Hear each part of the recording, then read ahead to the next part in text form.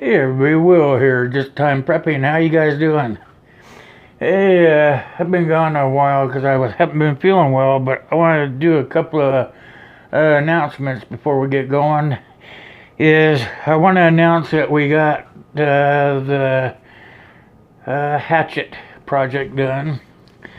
It turned out pretty well. Let me get it up there for the camera. It's still got, I'm going to put one more snap right here, but anyway, that is all finished up for you that haven't been following it on my other channel.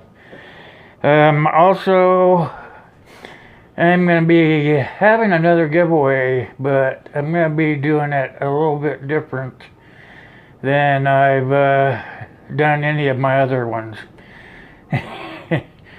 Always trying to mix things up. This one is just going to be a subscriber giveaway. And you don't have to do anything to say you're in. You don't have to do any VRs. You don't have to dance around and do any kind of tricks or anything. I am going to be watching over the next couple of weeks. And I'm going to be watching my supporter base, and I'm going to make sure that everybody is being creators and supporting one another. And what I'm going to do is I'm going to pick one lucky person to have a gift sent to them.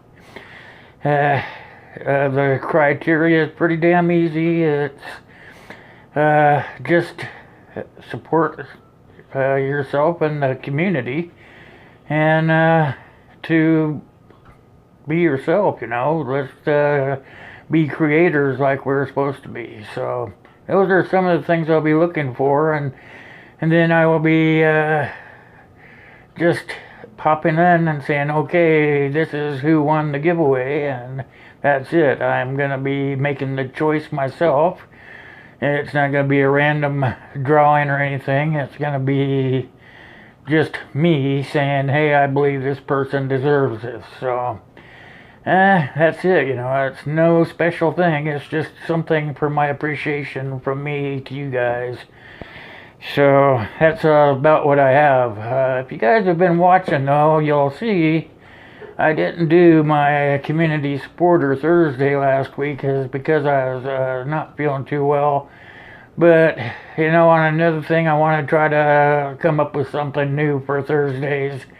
So I am expecting for you to tell me what you would like to kind of see something special for the channel. And just make a little comment down below, The community support thing on Thursdays worked really well. I will still be making sure that the people that support my channel and the community are still recognized, but it will be doing it in a different way. So I'm just trying to switch things up a little bit.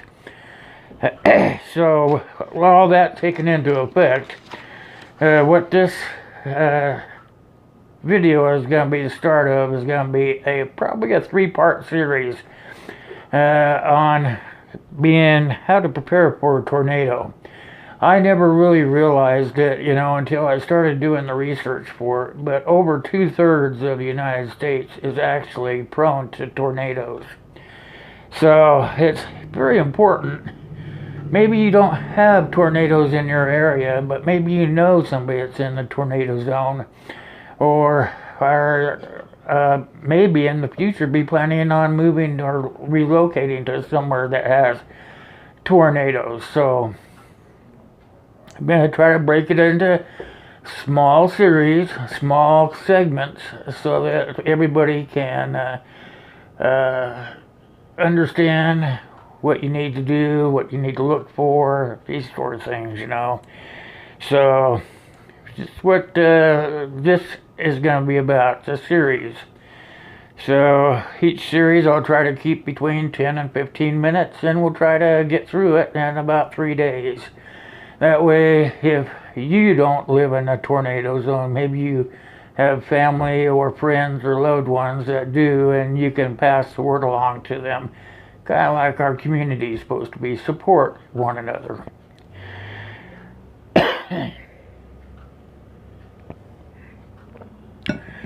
So without any further ado, let's just get into it, okay? And I'll try to keep it short and slow. So there are tornado basics. It's one of the most violent storms that can cause death or injury. And its destruction can happen just within a few seconds. If you really pay attention to it, tornadoes come through in a swath, and it's just a matter of seconds or minutes before they actually can create millions and millions of dollars worth of destruction and even death or harm to you, you know.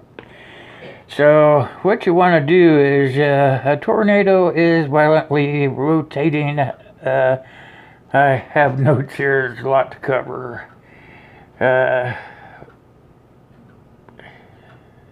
Extends from a thunderstorm and the ground, and often, although not always, they're visible by a funnel. I'll tell you a little story about when I was a kid, and not a young kid, a teenager, probably 16, between 16, 18, 20 maybe. We would know that we were under a tornado watch, so we would go out and we would crawl up inside grain silos and get to the top of them so we could look out those little hatchways and we could see the tornadoes dancing across the prairie. So that was kind of cool. So the reason we would do that was because the silo is grounded. It's buried in the ground. So if we thought it was coming towards us, we would just be able to duck down. That was our thinking, you know, adolescence. So tornadoes, they can happen in any season, and they most often happen in the spring or the summer months.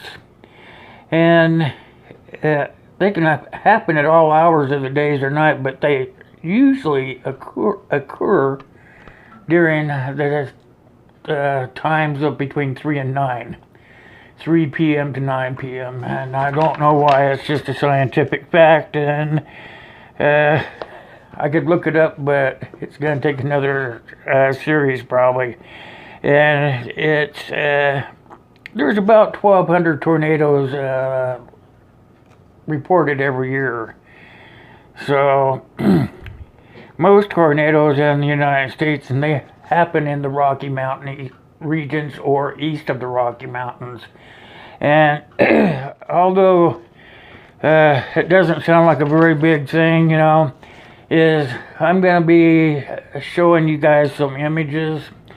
The next image that you'll see will probably be, I'll try to put it right up in here, and it will be tornadoes as they have been tracked from 1996 to 2013. So all the little dots that you'll see on the map that will be right here are all the tornadoes that have been spotted or reported. So if you look at the map, and you'll be able to see that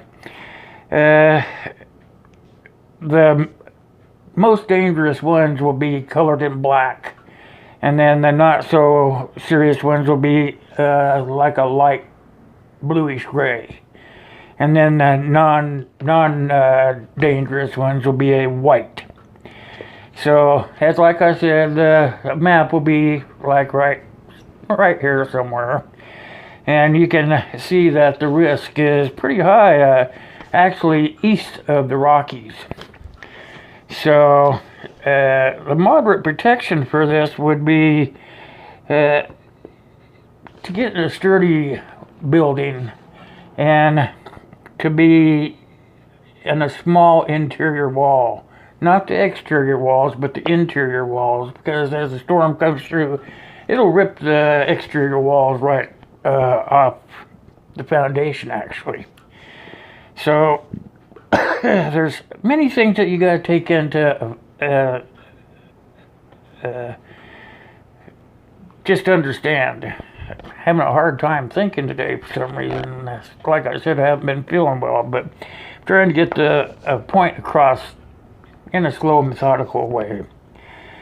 So, some locations do not provide protection from tornadoes, including manufactured mobile homes and spaced open buildings, things like that.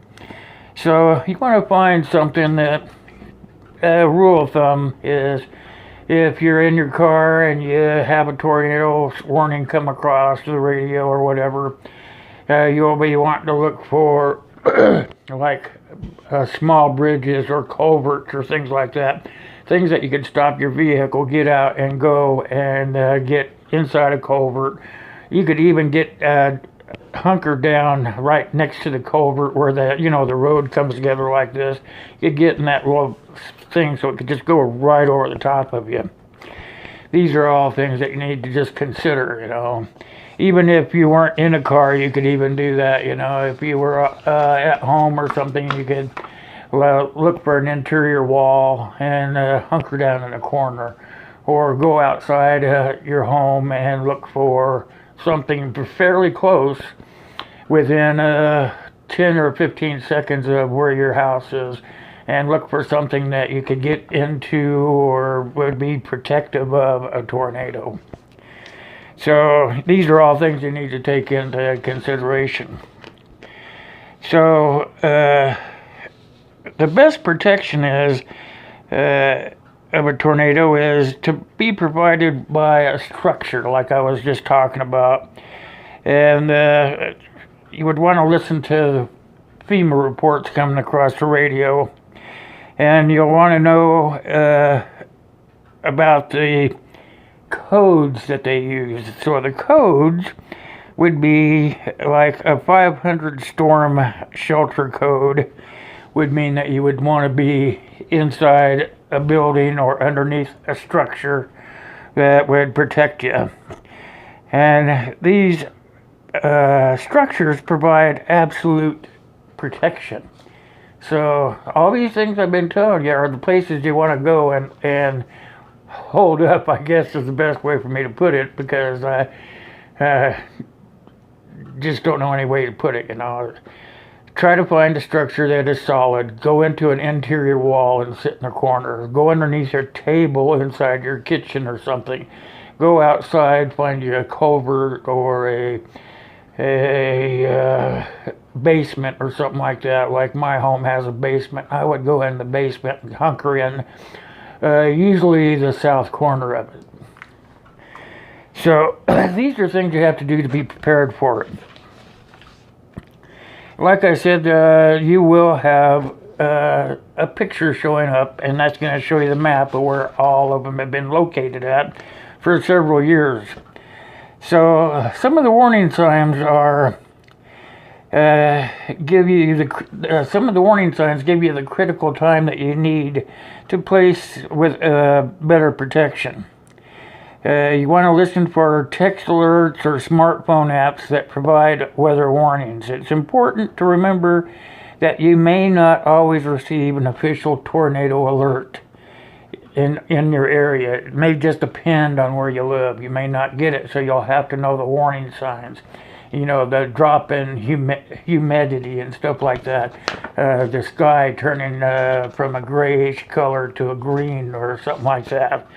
And I'm going to tell you what some of the warning signs, there's about 6 of them that you need to know, and I will put them like right here. I'll have an image and it will show you what the 6 warning signs are. But one of them is a rotating funnel-shaped cloud, or it could be an approaching cloud of debris, such as could be a loud roar that sounds similar to a freight train, or it could be a single quiet occurring. Everything could come to a calm. If everything comes to a calm, you don't hear birds chirping, whatever, there's something going to be happening. Also, debris dropping out of the sky, or even a change in the color of the sky. Like I was telling you, it might go from a blue to a gray to a greenish color or a purplish color, something like that. So if you want to know what's going on when all this stuff occurs, is you want to get a hold of NOAA, and they have those on your shortwave radios and stuff. A lot of people that are into prepping and preparing will have like a Bofang or something like that that has a weather band on it. And NOAA is usually on those bands. So you want to be able to download the Be Smart and Know Your Alerts app, and you want to make sure that you can get to www.ready.gov/prepare. These are all things that will help you get through the situation. Also, there might be a tornado watch in your area, and it could be just to watch the conditions, because there are usually the spring or summer months are the worst seasons to have tornadoes. So usually you'll have a group of people in your community that provide tornado watches. Also, NWS, which is a weather service, they'll issue a tornado warning if it's been cited or indicated by a weather radar. On average, tornado warnings are issued 13 minutes prior to the event. So you got 13 minutes from the time you hear the siren or hear the alert over the radio or wherever you hear it. You got 13 minutes to find a safe place to be. But the warning times also range with your area. Like in my area, we have a high range of tornadoes, so I think the siren goes off like 15 to 20 minutes before the actual event. So everybody, you know, you can see for miles here, so you can usually see one coming. Let's see what else we have. 13 minutes. We covered that, right? I mean, there's just a lot of information. I might miss some today, but I guarantee you I will be going back over it. We will catch it all. We'll get all of the stuff that we need to know covered. Yeah, I'm not going to miss anything. So if you have any questions, don't forget to put those down there. Or maybe I forgot something or left something out that you may be aware of. So make sure that you are listening to what I'm telling you, because I'm just giving you some highlights of what is going on with the tornado and what to expect from it. We all learned through school or through friends or through the television set or a radio broadcast or whatever what to expect. But sometimes we just have to be kind of jog our memory, or talk about it openly like I'm trying to do right now, so that you and your family members or your friends can be in a safe environment at all times, you know. Like I said, there is going to be 3 segments on this, and I know I really missed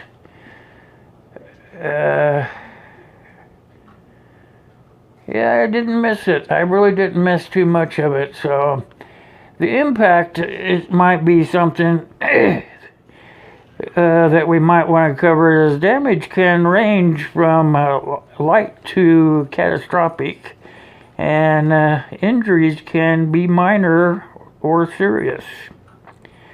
Tornado may disrupt transportation, power, water, gas, communications, and other services. And that's why I try to tell you guys how to prepare for the emergencies or an SHTF situation in your area. A tornado is definitely an SHTF situation. So if you're going to lose your power, your water, your grid, you want to make sure you're prepared by having your extra water, your food rations, plenty of blankets, and rations of food. You know, all these things come into being prepared. You know, Prepping is a big part of just natural disasters. It doesn't have to deal with zombie apocalypse or anything like that.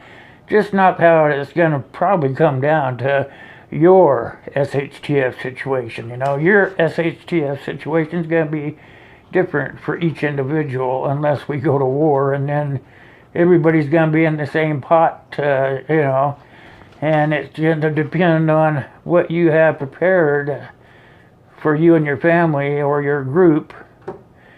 So it's important that you have all these facts so you know how to prepare what you have to have in order to be prepared.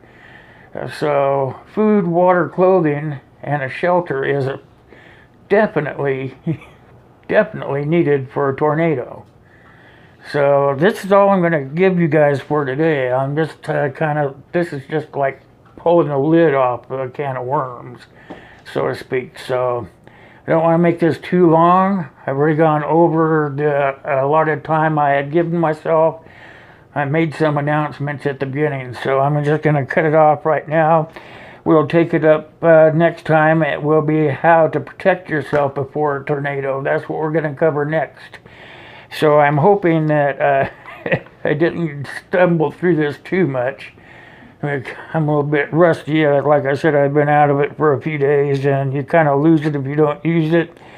But I want you to know that tornadoes are one of nature's most violent storms or events, and it's very important that you know what to do, and that it doesn't just happen in certain areas.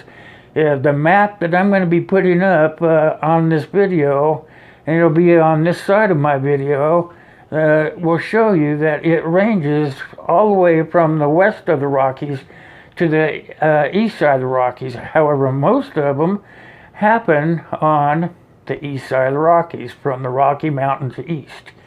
And you'll be able to see that in the demonstration. So for today, that's all I have for you. And I'm sorry it took so long, but tomorrow will be a little better. Start getting my feet wet again, start settling down. So you guys know that I can't do any of this stuff without you guys, and that I need you to start bringing your friends in and telling them about the channel, so that we can grow and learn together, and that we can share our ideas and get to grow as a community. It's all what it's all about, support and sharing. So for today, that's all I have. So as usual, you know what I say. It's God bless you, God bless me, God bless US of A. So till next time, we'll talk about what to do and how to protect yourself from a tornado. See you guys next time. Thanks for watching.